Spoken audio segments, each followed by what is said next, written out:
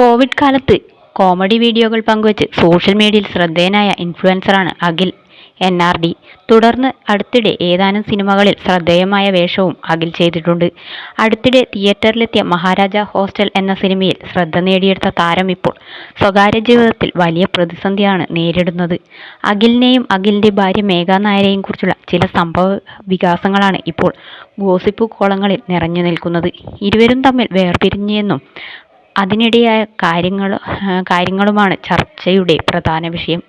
2024 അഖിലും മേഘയും തമ്മിൽ വിവാഹിതരാകുന്നത്. ഏറെ നാളത്തെ പ്രണയത്തിന് ശേഷമാണ് ഇരുവരും തമ്മിൽ വിവാഹിതരാകുന്നത്. വിവാഹത്തിന് ശേഷം അഖിലിന്റെ വീഡിയോകളിൽ മേഘയും സജീവമായി തുടങ്ങിയിരുന്നു. അഖിലിന്റെ കോമഡി കണ്ടന്റുകൾക്കൊപ്പം മേഘ തന്റെ പേജിൽ മറ്റ് വീഡിയോകളും പങ്കുവച്ചിരുന്നു. ഇരുവരും തമ്മിലുള്ള പ്രശ്നം കഴിഞ്ഞ 2 ദിവസങ്ങൾ കൊണ്ടാണ് പുറം ലോകം അറിയാൻ തുടങ്ങിയത്.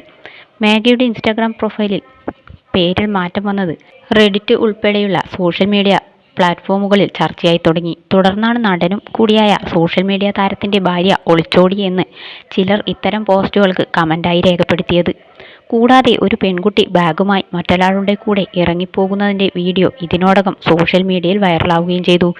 ശേഷം ചോദ്യങ്ങളെല്ലാം മേഘയുടെയും അഖിലിന്റെയും സോഷ്യൽ മീഡിയ പോസ്റ്റുകളുടെ കമന്റ് ബോക്സിലുമെത്തി. ഇതോടെ മേഘ തന്റെ കമന്റ് ബോക്സ് ഓഫ് ചെയ്തു.